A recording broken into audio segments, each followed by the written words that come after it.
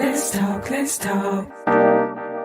What you wanna talk about? Let's talk, let's talk.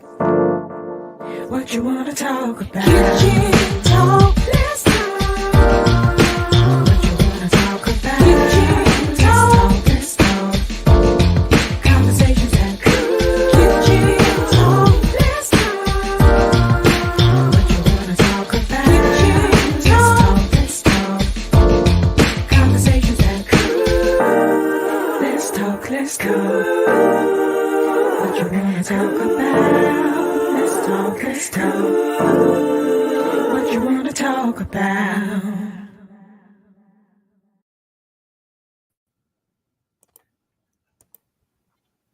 Hello. Hello. How are you guys? I am Good. awesome. How about you? Wonderful. This is Kitchen Talk, CTC, Conversations That Cook. And just a little bit before we get started, this is a pre-recorded show for those who are watching.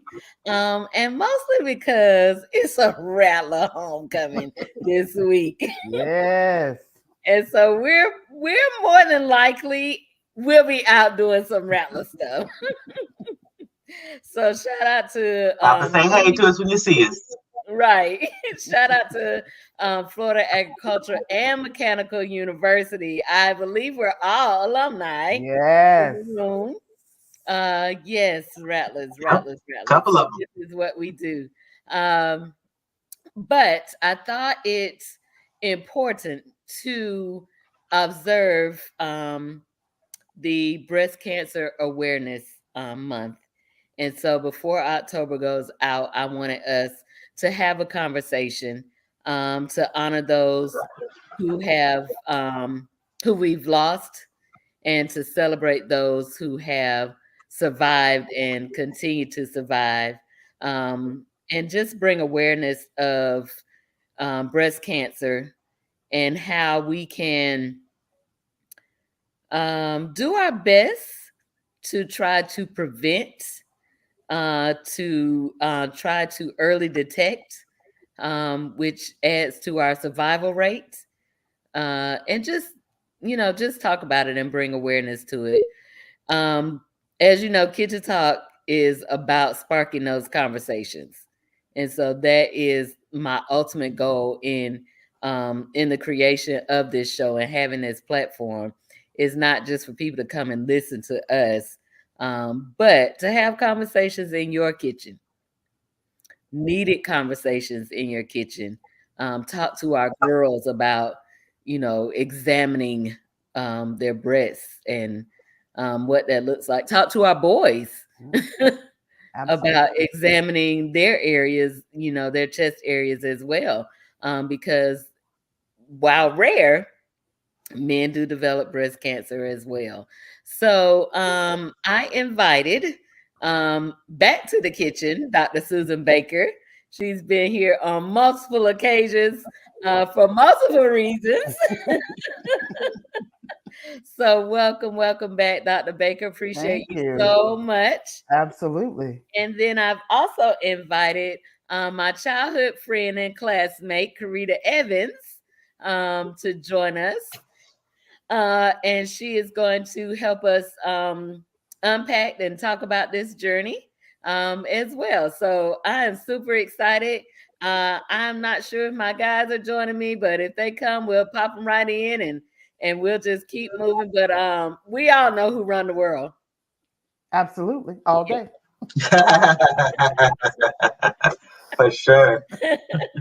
We all know who run the world. So let's go ahead and get started. So I think my first I was watching this show called it's called Homecoming is the name of the show. And it's about some young college students. It was a spinoff from this other show called All American. And there was a young lady, tennis player. She played tennis, and she kept feeling like something was wrong. But every doctor she went to were like, "Oh no, it's not that, it's not this, it's not that. You all right. Don't worry about it. You just sore, you just da, da, da, da." But she just kept feeling like something was wrong. And turns out she Mhm. got someone to kind of help advocate for her that knew somebody, and it turned out that she had breast cancer. It was in a very early stage, but had she not caught it in time or kept, being persistent about something not being right, who knows how it could have turned out. And while this is a TV show, it's still a story that so many women go through. And so, my ultimate goal is to let us talk about this. Let us know what are the signs. Or the other thing that I thought about was, are there real symptoms? Like, I've never heard anybody talk about, real symptoms that lead up to breast cancer, or that we can, how you get your nose start running, a cold might be coming, or it might be sinus. Um, but I've never heard anybody really express other than I felt something.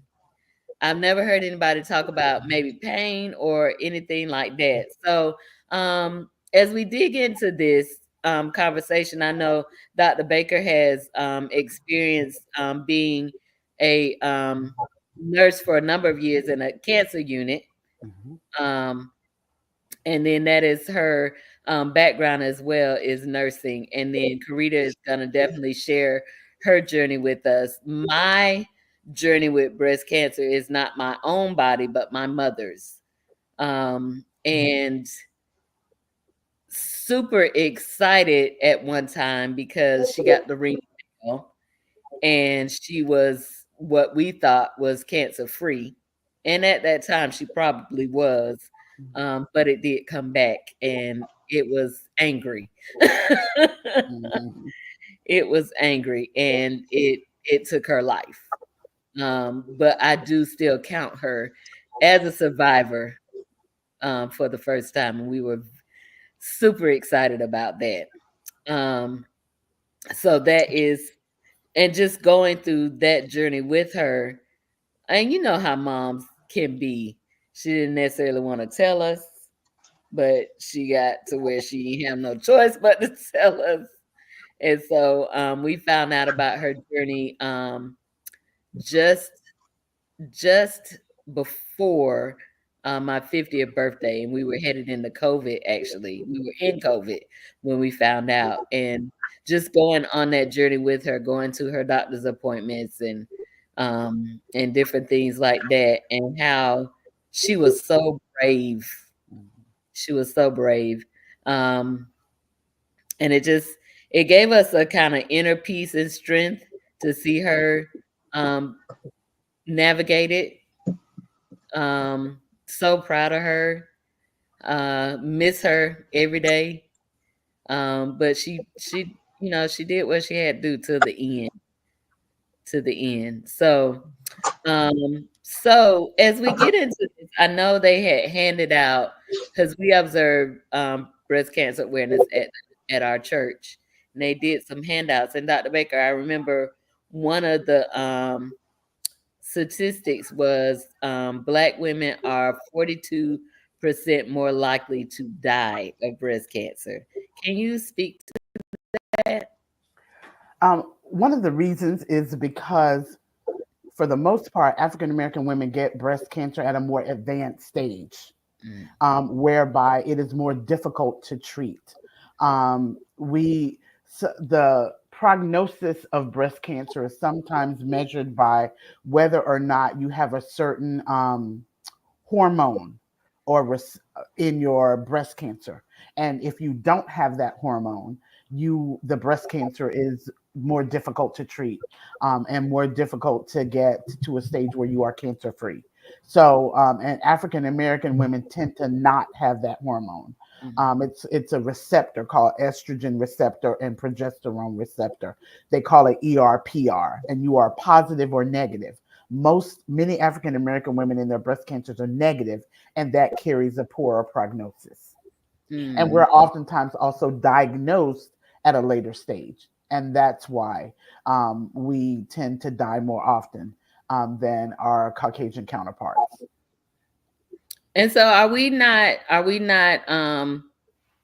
so with the screenings like a mammogram, are we doing those as we should, or are we waiting? Does that add to it as well? Waiting does add to it because every year you go without a mammogram, there could be a breast cancer, because the primary symptom of breast cancer is a painless lump. So for the most part, you are not going to feel any pain. Now, there are certain breast cancers. There is a type called inflammatory breast cancer that looks like a rash on your breast. So you can see that. But for the most part, a painless lump is going to be the first symptom a woman gets if they are not having routine mammograms. Mm-hmm. So that's why routine mammograms are so important. Mm-hmm. And then what's the other, the self exam? Like, Right. how often should we do that? Should do breast self exams every month. And the reason you should do them is because you need to get familiar with your own breasts. African American women also tend to have what we call very dense breasts. And so, because of the density of our breasts, it's more difficult for masses or lumps to be found. And so, but the more you examine your breast, the more familiar you are, and you'll say, yeah, I feel something there. You get that checked out and it turns out to be nothing. Every time you examine, you know that it's there. So the more familiar you are, the better you will get at doing breast self-examinations. So, and we just need to do them every month, and we need to have mammograms, because mammograms can find lumps when they're very, very small, when you may not even be able to feel them with your hands, with your fingers. And so that's why routine mammograms are super, super important. Wow. And that goes for the male too, to try to do self Right. And exam. for men, it's even easier because they have very little breast tissue.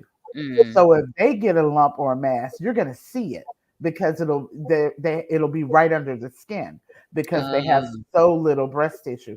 Not true for women, obviously. Right. Yeah. Right. Wow. Interesting. And that's actually my story. So I feel you. So tell us a little bit about it. Pretty much my. So I've been getting a mammogram since I was 40. And not a single scan showed anything. And when I turned 47, I went for my regular mammogram. And I've always done self tests, I feel, I move, I shift. You know, back in the day, they had the cards that you hang in your shower. And I had a card that hung in my shower. Yeah, I remember those. They were pink. Yeah. So you had to put your arm up and feel and tell you where to do the circular motion. So I've been doing that, you know, for years before I even started getting mammograms, you know, because I've always had larger breasts anyway. So for me, it was no big deal. But I think the top for me was that I went to get my mammogram like almost 2 months late. Not saying that that was my aha moment, but I think somewhere in there, for me, it was God, because I didn't go get it when I normally got it every single year. And I've always been very consistent.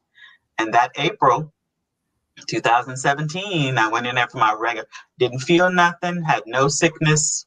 I was fine. Went in there and got a regular mammogram. And that's when they said, oh, we see something. And that turned into a CT scan and a MRI and all these other tests, which ended up having 4 different masks.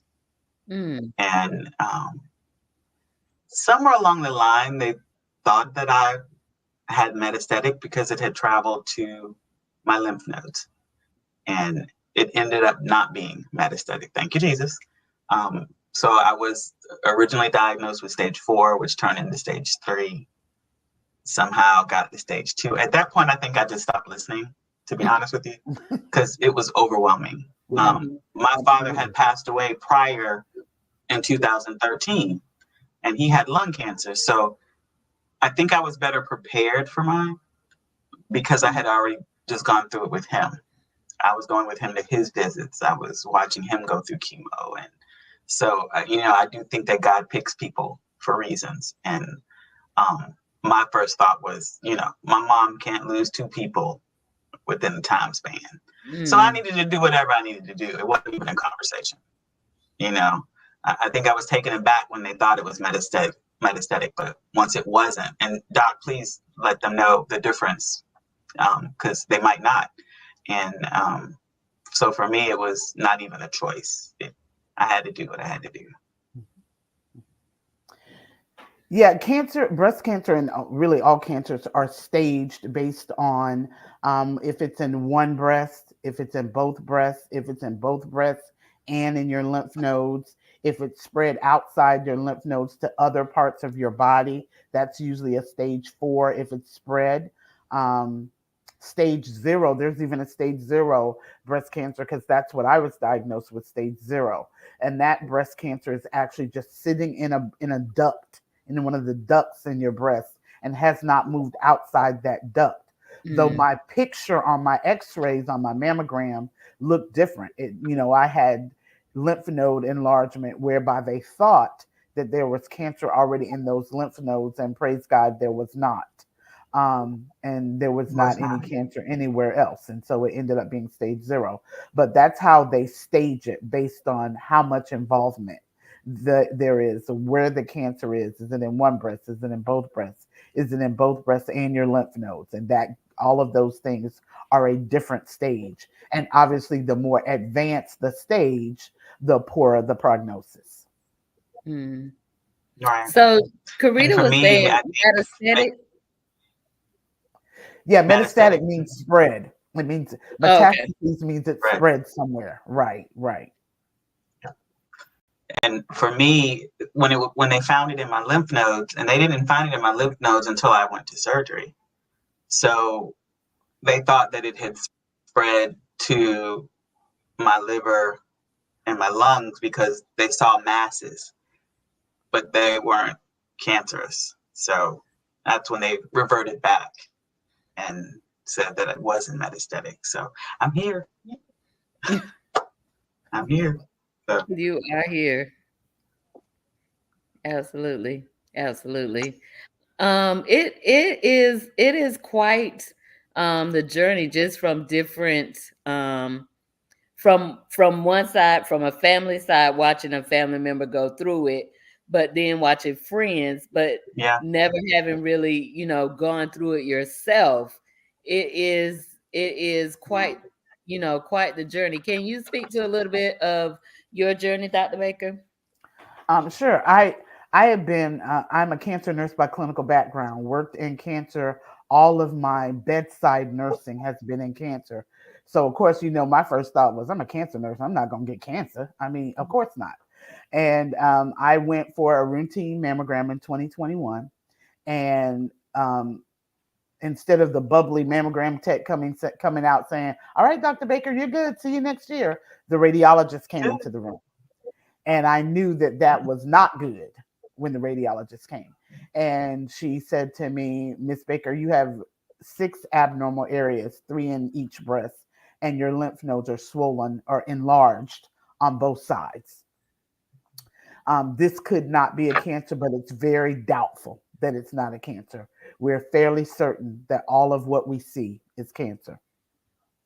But It's God, cancer. because I had 6 biopsies, and all my lymph nodes were biopsied, and none of them were cancer except the last one. And the last biopsy was stage 0, what's called ductal carcinoma in situ. They call it DCIS, which means it is literally just isolated to a duct, sitting there, and had not gone anywhere else. Now, those other abnormal areas were on their way, probably, to being a cancer had I not done anything about them. But I wasn't willing to take that risk. And so I opted to have a bilateral mastectomy and reconstruction all at the same time. Wow. Yeah. All at the same time. Mhm. Can I ask a question? Am I allowed to ask a question? Absolutely. Oh, I thought I, hey, I didn't want to step on no toes. So, how long did it take you to heal? Because you did it all in one time. It took me, I was off from work for 2 months. So it Okay. took me 2 months to heal to the point that I was able to go back to work half time. Yeah. So Okay. I took a Because solid my 2 months journey off has from been work. really, really long. Yeah, mine's been really long. But, you know, Well, you there take are what's some given. permanent, yeah, there are some permanent things that are never, that are going to always be, you know, and that I always Yeah, tell people yeah. I'm okay because the alternative is worse than the side effects that I'm dealing with. So I'm good. That I say that same I'm thing. good. I say that same exact thing. So that's my pink sister right there. So yes, indeed, I say the same thing. So Yeah, interesting that both of you. the side effects we'll get Yeah. over. So what type? So if you're talking to somebody that is headed into this journey, um, what do you say? What would you say to them, Carita? Take it one day at a time. You're gonna have fear. You're gonna have depression. You're gonna have confusion. You're gonna feel lost. I mean, you're gonna have every single emotion that you can think of, and you have to own all of it and just take it 1 minute, 1 second, 1 hour, one day. Because for me, I always knew I had the right faith and I knew that he had me. So I wasn't concerned about passing in a sense, because that's the thing that people get so scared of. Because if I pass, I'm going to be somewhere blessed. So for me, it was more about staying here, which was harder because I couldn't leave my mom in a situation where she wouldn't be able to handle it. So, for my situation, it was more focused on others, not really necessarily on me.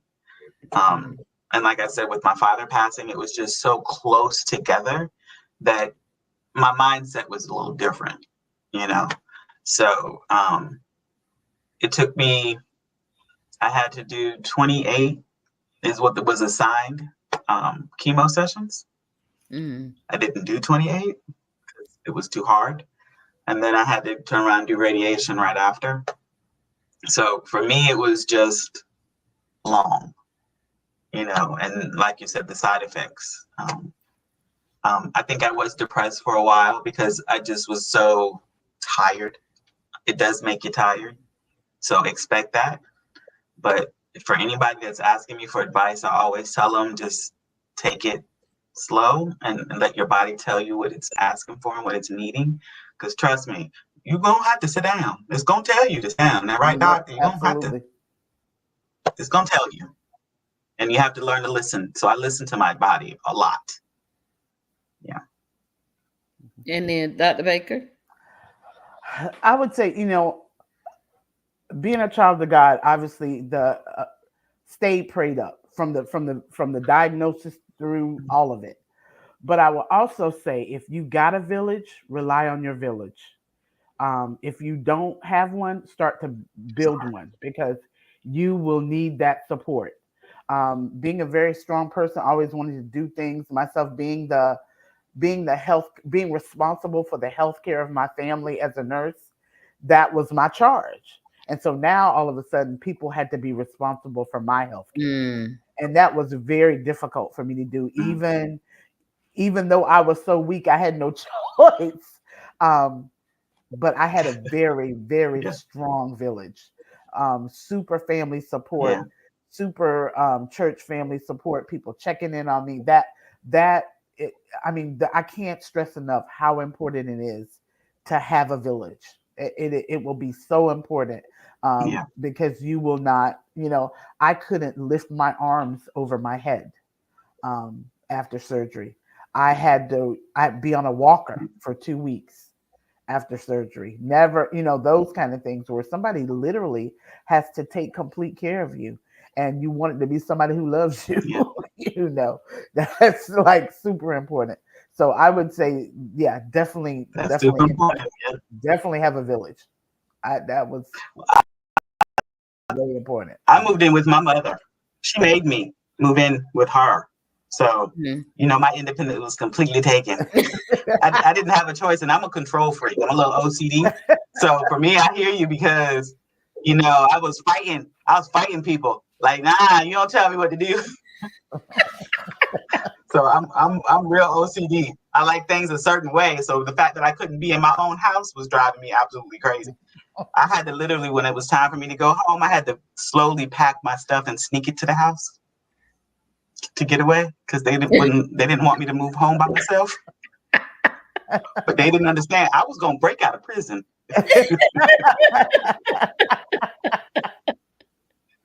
I was finna set free, so I had to slowly, because we couldn't drive. Right. So as soon as I got the Right. car keys, I was trying to break real fast. So yeah, my mother definitely moved me physically, mentally, emotionally into her house. And yes, and I literally live down the street from my mom, y'all. So I can get to her house in less than 5 minutes. Yeah. That's how close I live to my mom. So I was really trying to escape. But yeah, having that family support is so important. And even for those sisters that I've met that don't have that support, leaning on each other is also Mhm. important. I call my sisters, because I call them my pink sisters. I call them, I check on them, I send them texts, hey, do you need anything? So even just depending on each other.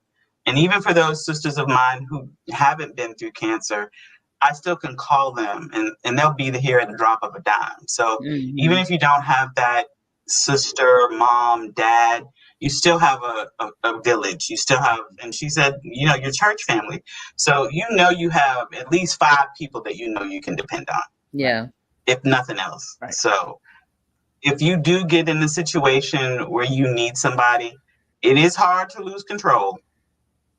And sometimes it's taken from you. But again, lean into it. Take it one day at a time because it's hard. Yeah. It is. And you'll get on the other side. Like we have in our Testament, we have gotten on the other side, and even with the side effects after the fact. Mm-hmm. Again, I take it one day at a time because for me, I didn't have neuropathy, which is veins in your blood and how it flows to your extremities. I didn't have neuropathy before this, and now I have it really bad in my hands and my feet. And that's because the chemo was killing cells, and then killing cells. And I'm not trying to scare anybody, but these are just things that we don't talk about. The neuropathy, the insomnia. Those are side effects that you will have afterwards. And I take a sleeping pill every night religiously because if I don't, I will be looking around and it'd be 2, 3, 4 o'clock in the morning. And I'm like, I got to go to work. So it is real. And I'm not, like I said, I'm not trying to scare anybody, but those are the things that I never hear anybody talk about. What happened afterwards, or how are you feeling afterwards? And what are the next steps? I'm blessed to be able to not see my doctors as much, maybe twice a year now, which is yay. But I still religiously go see them. And if I have a problem or if I hear something or if I feel something, I'm calling you on the phone like, it's okay to be paranoid. Because I get paranoid sometimes because I'll find something that just doesn't feel right.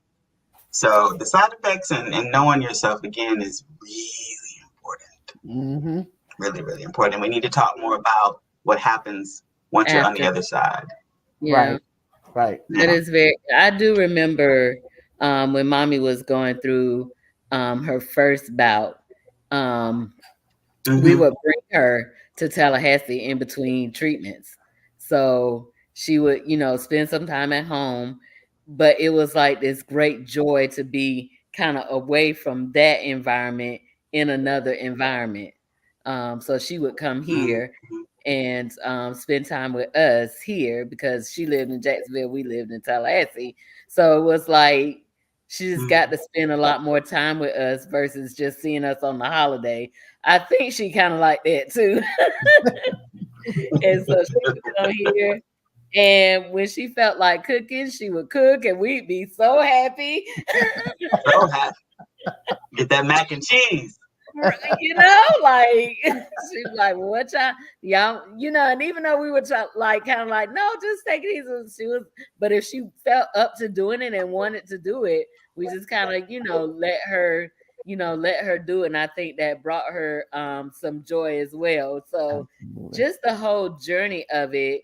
Yeah. And when she came the first time, when she came out on the other side, she was brighter and just, you could just tell that she was living in victory.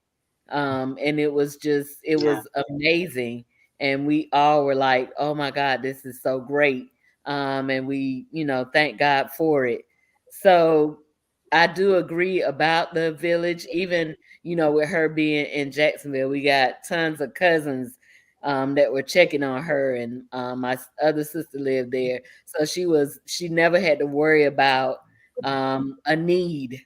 But I do think about people who may go through this alone. Do you guys Mm-hmm. know of are there support groups? Are there places that people can go, that women can go when they're, going through this journey? Are there places that they can go to get support? Are you guys familiar with any of that? You would be surprised that a lot of the groups that I joined, I found them on Facebook. Mm. A lot of Tallahassee area has a lot of support groups. Even with the cancer center, when you're going for chemo and you're going for radiation, and I went to TMH Cancer Center for myself, and I met so many people, and I joined groups at the cancer center. So there is definitely support out there, but you have to be in your truth to be able to receive help. If you're not in that space, then you're not going to receive it in a positive way.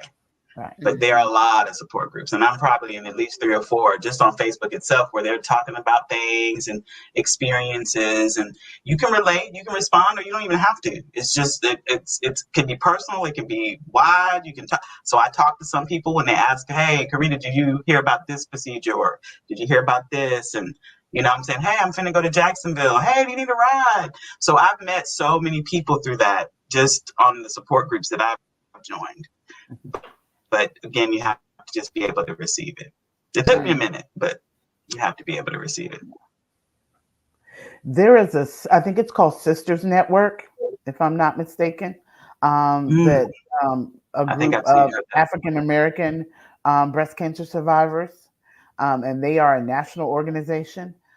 They have some local chapters. Not sure if Tallahassee has one or not, but that is a great resource. And there are, as Carita said, there are a ton on the net. Like you breast cancer survivor support group, and you'll get a gazillion of them. And I think it's just a matter of finding what is the one you identify with the most. I think I probably didn't join any because I didn't have anything beyond surgery. Once I had my surgery, because I was a stage 0, I didn't need any additional treatment. And once I healed and got told about some of the things that would be permanent, I was pretty much okay with where I was. But one of the things that people don't talk about, I think, is the psychological impact of just a body change.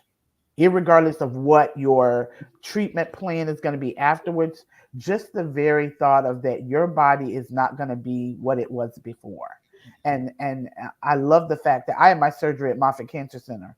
And so we had that conversation even before surgery about the body changes that I should expect. And so it was not a surprise to me, that things were going to be numb, that I was, going to experience this thing or that thing. So I think that's the one, that part of it, I don't know that we talk about as much as we should. And for me as well. I didn't have a whole lot of expectations because, like I said, I kind of watched my father go through some things, and I read a lot. So as soon as they said something about some cancer, I was on the internet causing myself all kinds of stress. Sometimes reading is not. Sometimes my doctor was like, "Okay, Chris, stop reading. You're reading too much." I would go in there with all the words. I was like, "Oh, I read that." Okay, stop. So for me, I'm just a researcher just by trade, and I think I did read a lot. So I kind of knew going in even before I had surgery, because I just had one removed. I didn't do both bilaterally, and I don't think I did because it wasn't even an option. And one of the things that you and I were speaking of earlier, Lisa, was advocating for yourself. Mm-hmm. And if I would have been not so shocked and I think so numb in the whole process, I would have asked to have it bilaterally. But when they found the third one, before they even found the other ones, it was just, oh, jump on it. Let's get it done. Let's go. It was so fast. Like, I found out April the 15th. I was in surgery by May. Like, it was not even 3 or 4 weeks before me even trying to grasp the situation. It was so fast. So I think that if I had had choices, I would have chosen something different. But you definitely have to advocate for yourself. And if you don't like your doctor, you don't have to stay with them.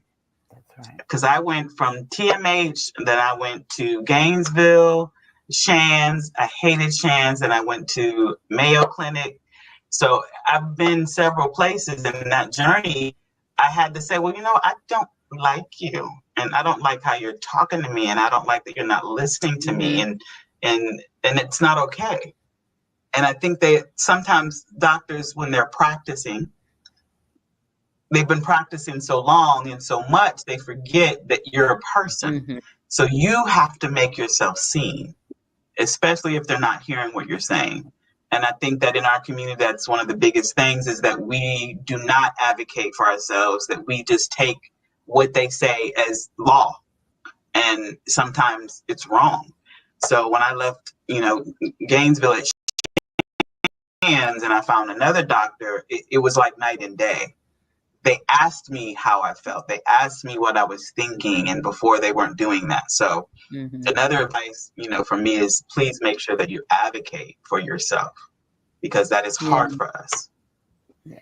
It can be, definitely, in a lot of aspects of our life, right? So it is important that we speak up, and it is important for us to know, and we probably need to even start telling this to our children.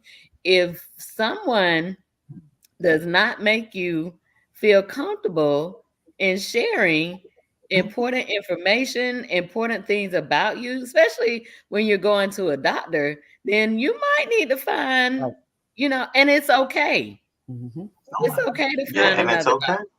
Right. It's okay to not just because we take feel bad. I mean, we shouldn't have to feel bad. Word.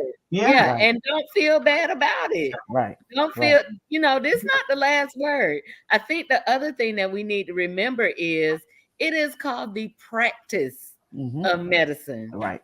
Nobody has this thing down pat. And there are some other avenues that you can take. There are some other things that you may be able to look into. There are some other people that will listen to you and not just say, oh, you got breast cancer, bump, boom, boom, this is what we gonna do. Right. Everybody is not the same. And so we can't be treated in the same way. I know a lot of times, and we hear this often, about how Black women are so strong and we can handle this and we can handle that. And so we're oftentimes ignored when we talk about pain, which I don't understand why that is, because if we're talking about that, must mean we're really in pain. If we're supposed to be so strong, and just different things like that, and how we're not angry Black women. Right. And that's a historical myth that we've allowed to perpetuate. Yeah. That we can handle pain better than other ethnic groups. That's who? Like, where's the evidence of that? Like, where's the study that shows that that's true? Other than this historical thing that we passed along from generation to generation. Yeah. So Yeah, We're it is strong, but we're very, very important that we speak up.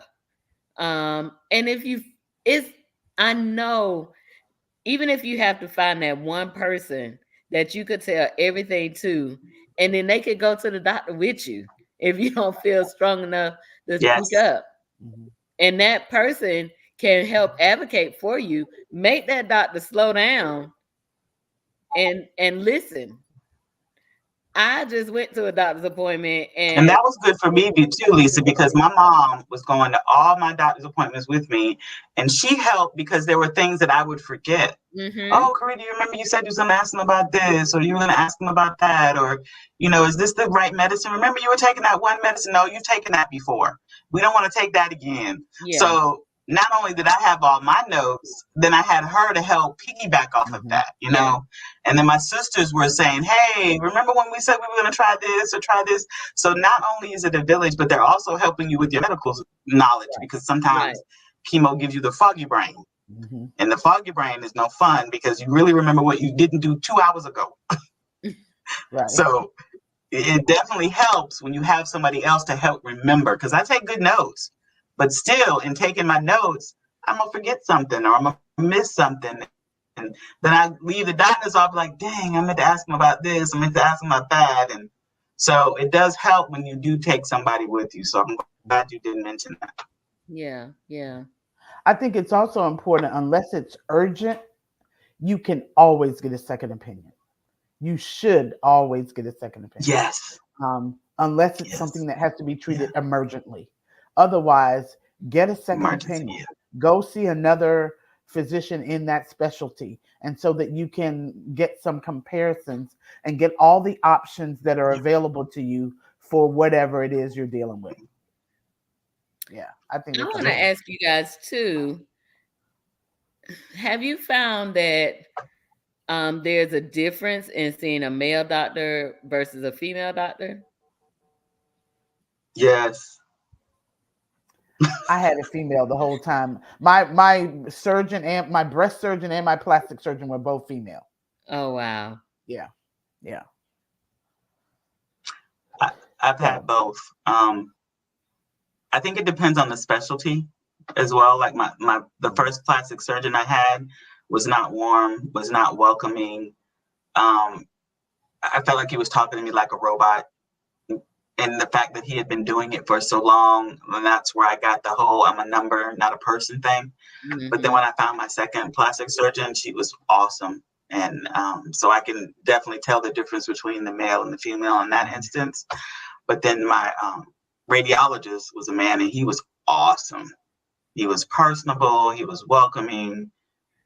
So I've had him at different stages and different. So, but you have to feel comfortable.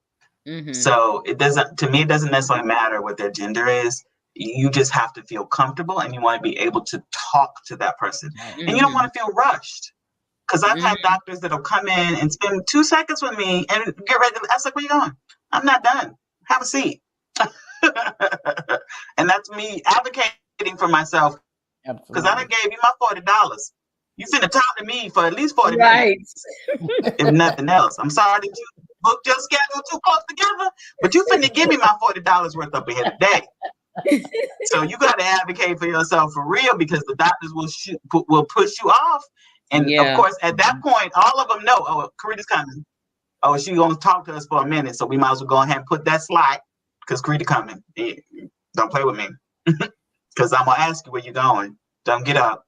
Mm-mm. And even when I found out I had breast cancer and I went to my mammogram appointment, the tech that took the scan left the room. So I was sitting there by myself. So when she came back and said, oh, we have to do another scan, I was like, okay, I was calm. But if I had known I needed to bring somebody with me, they should have told me. But I was calm. So she did the scan, and then she thought she was going to leave the room again. And I politely said, where you going?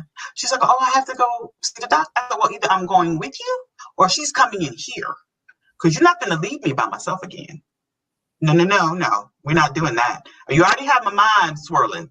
So either you're Mhm. going to tell me, even though I knew she couldn't tell me anything, but she wasn't going to leave me in that room by myself, because she had already left me once. So even in those instances, when you're feeling insecure, you don't want to be Yeah. alone, and you have to Yeah. tell them. You have to speak it. And she understood. She got on the phone. She called her, told her she needed to come on in because I wasn't gonna let her leave the room. It wasn't an option. Yeah. Speak up for So yourself. again, Absolutely. Love speaking. it. What? I love it. My mom and daddy raised, huh? I don't know if you know my mom and dad, Miss Dr. Baker, but they a hot mess. Hot. All the guys in my class were 9th to 12th grade scared of my daddy, scared of your daddy. Yes. Our daddies did not play. Yes. Yes. Yeah, Yes. and your daddy was a coach. My Yes. daddy wasn't a coach; he was just crazy. Yeah. Well, they must have So, run all yeah. through because people We, like, oh we, no, we know how don't to mess speak up with for the Baker ourselves. daughters. Yeah. I don't know what it is about them That part. daddies. Oh my God. Yes, yes, I'm like, can y'all please stop? Because y'all running folks I'm away. like, right. what? Run them, slap out. I Right. can't date you. The Your daddy crazy. ones that I like, I'm like, wait a minute, I like that one. Yeah, don't run them off. Wait, daddy, don't do that. No. My daddy always said they would not be scared if they had good intentions. I'm like, I don't know if that's true or not. Yeah. I don't know. That look he gave me scared me, so I can't imagine what they felt. Yeah, I'm gonna have to write that down. They got good intentions. They're not gonna be scared. That's what he said. They will not be scared So if you they have have that good self-confidence. intentions. Our daddies gave us self-confidence. So Absolutely. we know. Yeah. And that's, I think, again, why, when things happen to us, that is why they say we're strong. Because we already know we have to deal with it no matter what. Yeah. Right. And that strength, I think, has just gotten us through with your mom, with your situation, with my situation, is we're strong because of our ancestors. Right. Yeah. And I think that's why we get mislabeled so much. Mm-hmm. Absolutely. Yeah. Absolutely. I agree with that so much. So one of the other statistics that I saw was 1 in 8 women will Be get breast diagnosed in their lifetime. in their lifetime. Yep. Yeah. Wow. Yeah. And that statistic has been I think that number is about to change for a because very long time. And that number should change by now because it's more like 2, so 3, I and think 8. what it is though is that even though we've made leaps and bounds in treatment and super advances, our diagnostic measures are exactly the same. And so I think that's why that 1 in 8 still is there. Mammogram is the best tool we have. And there have been, there's been talk about other tools that people can use, but mammogram still is the best screening and diagnostic tool that we have for breast cancer. And so until is it still 40? It's still 40.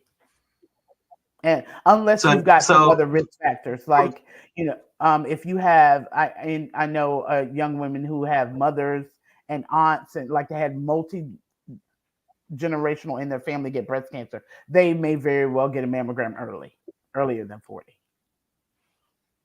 Yeah. So I did the gene test, Doc. I did too. And because I was ready to blame my mother, like it was all her fault. But she my gene test came back because she went with me for the results because she was ready to prove me wrong that it wasn't her or her side of the family.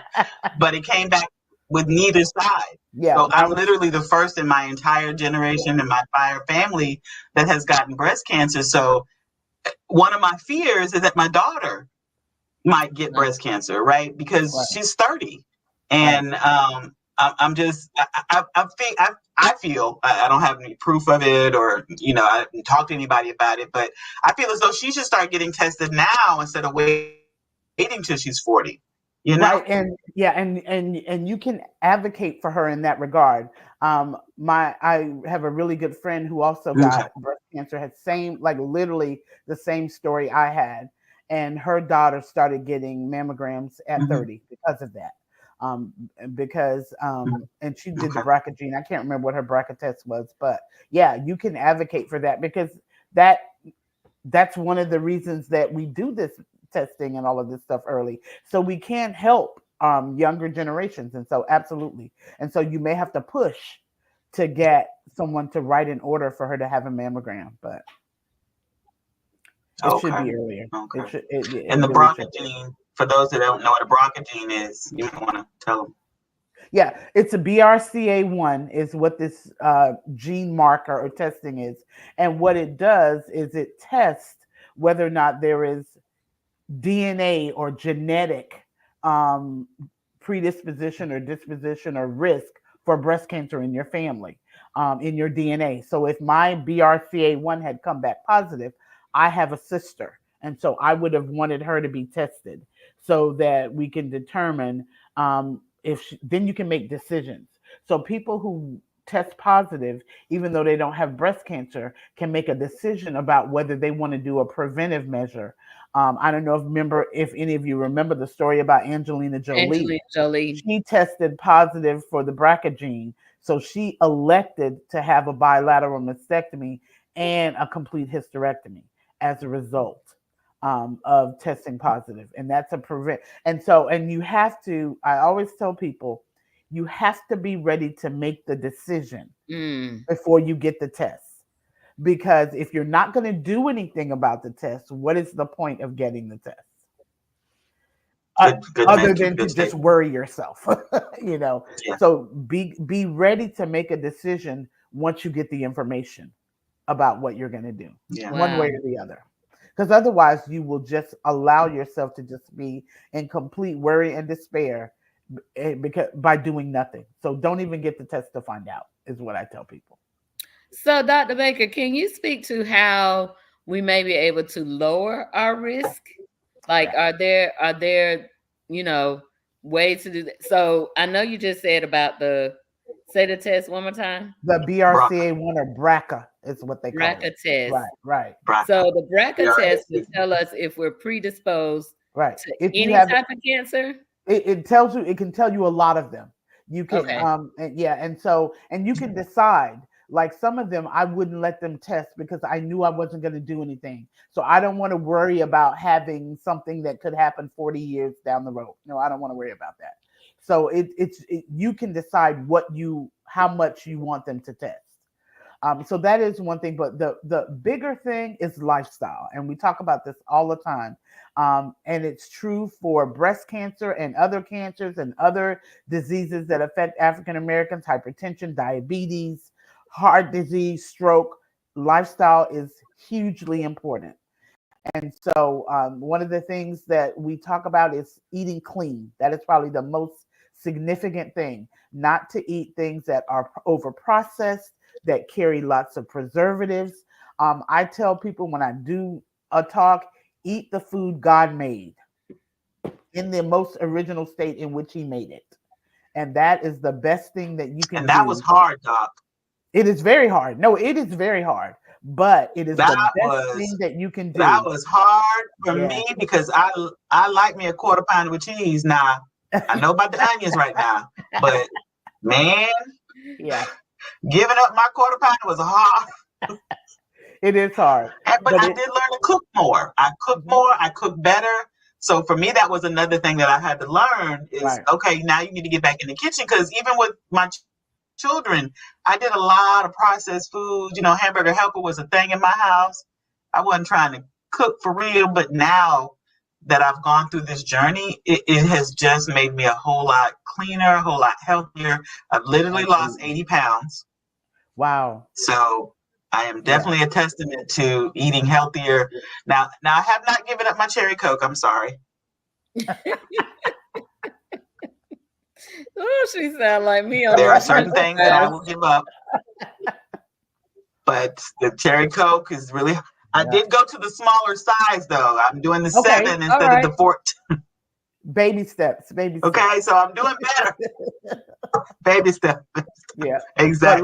But So I agree lifestyle totally changes. with the healthy eating. Yeah, lifestyle changes are the biggest thing. Healthy eating, we know Yeah. that, and it's just literally eating clean. I tell people if you read, I'm a label reader in the grocery store. If the first 5 ingredients on the label you can't pronounce, put it back on the shelf. Mm. And that's just kind of And a exercise. guide to live by. And that was going to be my next thing. And exercise, 30 minutes a day, Okay. 4 to 6 times a week. Absolutely. And getting your heart rate up. Those two changes alone reduce your risk for many cancers, but absolutely reduce your risk for African Americans for things that affect us even more than cancer. And that's hypertension, heart disease, diabetes, and stroke. Wow. Yeah. Wow. Is high cholesterol a part of that too? High cholesterol goes along with heart disease and hypertension. Absolutely. Okay, So okay. limiting You your fat. always hear the black folks saying high blood. Yeah. Yeah. Okay. It's limiting your fat, the amount of fat that is in the food that you eat. Yeah. The fat is so good though. Y'all gonna make me they is a plan to try to make me get rid of my French fries, but I just baby steps. Baby steps. Just use the air fryer and not the oil and the grease. Right. No. That's a baked potato. It's good. But yeah, I don't know good. about that one. It's good in the air fryer. Trust me. I don't even own an air fryer. I tried, y'all. See, y'all. I got one at home. I got one at work. I use the heck out of my air fryer. Yeah, me too. Me too. I love an air fryer. Okay, maybe I'll buy one, but I don't have one right now.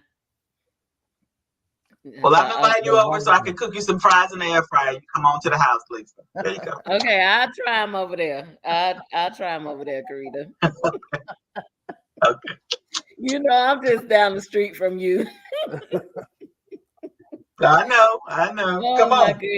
Oh my goodness. I appreciate you ladies so much for joining us today on Kitchen Talk. Is again just a discussion that we need to have and continue to have. And I appreciate you guys sharing your journey with us, and then also talking about what happens after. Like, how are you feeling after the victory of being cancer free, but still living in a sense with a new normal. Right. Absolutely. Yeah, we spent a lot of time during COVID talking about, a new normal and what a new normal is going to look like. But you guys are really dealing with a new normal. And even for those of us who have lost loved ones to cancer, it's a new normal for us as well, because, you got to learn how to live without that person. But you're learning how to, I know we got like 2 minutes. But can you guys speak to what it means to live, or what your thoughts and how you reconcile your thoughts about living without your breasts? Like, that is a thing. Yeah, for me at first it was devastation. But I believe in finding joy in the journey, however you can find that joy. Yeah. And so now I kind of tease folks in my family and say, I'm going to be 80 and still have perky breasts because of getting them remade. And so it's like, okay, while yours will be drooping, mine will not. And so I had to get there. I'm still getting there. I'm still getting there. And I had an amazing plastic surgeon. I don't think it was ever devastating for me. I'm sorry. Go ahead, Doctor. I was going to say I had an amazing plastic surgeon. And so literally, if I didn't tell you, you can barely tell. They look so real. So, you find joy in the journey. That's really what it was for me. Yeah. And I'm still getting there. I still have a surgery or 2 to go. I delayed my reconstruction by almost 6 years. because all of the stuff that I had to go through was so rough on me. So it took time for me to heal and get in the right mindset. So for me, it was hard to look in the mirror for a long time. I still I don't winch as much as I used to, but to see myself, I think sometimes I'm broken when I know that I'm not broken, but physically I still see the difference.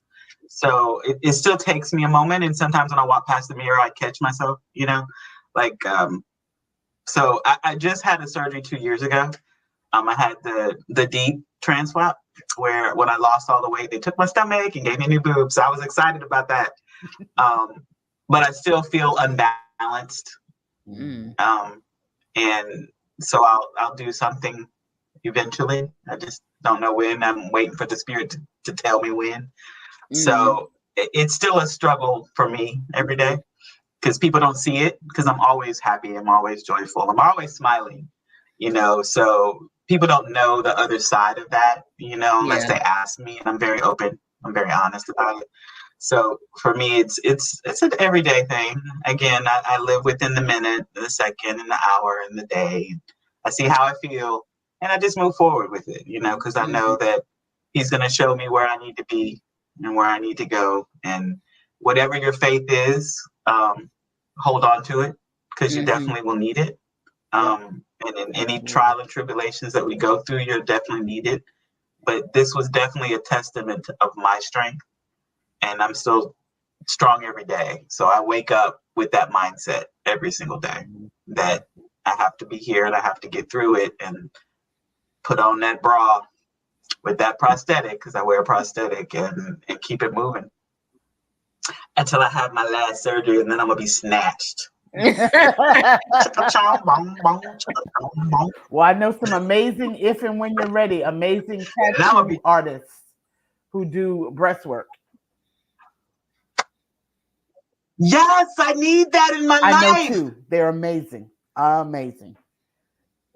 Some three. Okay, at least I'll need her number. Yeah, one of them does 3D, and one of them does 3D and tattooing. So yeah, that's what I want. Got it. Yep. I have internet myself to death. Oh, I know two amazing ones, and one of them is in Fort Lauderdale. Yep. Really? Yep. I will drive. She'll be worth the drive. Yeah. Okay. Wow. So again, ladies, thank you all so much. That was meant to be. Absolutely. Absolutely. This is why I love Kitchen Talk, that we get to have these real wonderful conversations, even though they can be a little difficult, but it's still needed. We need to have these conversations. Again, thank you all so much for joining us on Kitchen Talk today. It is Kitchen Talk CTC. Look, if you are watching us on YouTube, please hit the subscribe button, turn on your notifications so you will never miss another show. If you're watching us on Facebook, hit the like button, turn on those notifications so you will not miss another show. And then just again, as a gentle reminder, this has been a pre-recorded show because we're out homecoming and doing our Rattler activities at Florida A&M University, but I still needed to do this show for you all. So, join the conversation, have your own conversations in your kitchen, and we will see you next Thursday right here, 9:00, same time. And we are just moving forward. And I appreciate you, Carita Evans. I appreciate you, Susan Baker, for joining me tonight. Listen, go vote. Yes. Vote. Yes. Vote. Like your life depends on it. Because it does. Vote. I've already voted. I early voted. So go vote. You early voted. Wonderful. Absolutely. But go vote. Make sure you get out and vote. Make a plan. Do whatever it is you need to do, but go vote. So thank you for joining us. We appreciate you guys. And we will see you all next week, right here on Kitchen Talk. Good night. Let's talk, let's talk. What you wanna talk about? Let's talk, let's talk. What you wanna talk about? Kitchen talk, let's talk. What you wanna talk about? Kitchen talk, let's talk. Conversations that cool. Kitchen talk, let's talk. What you wanna talk about? Kitchen talk, let's talk. Conversations that cool. Let's talk, let's go. What you wanna talk about? Let's talk.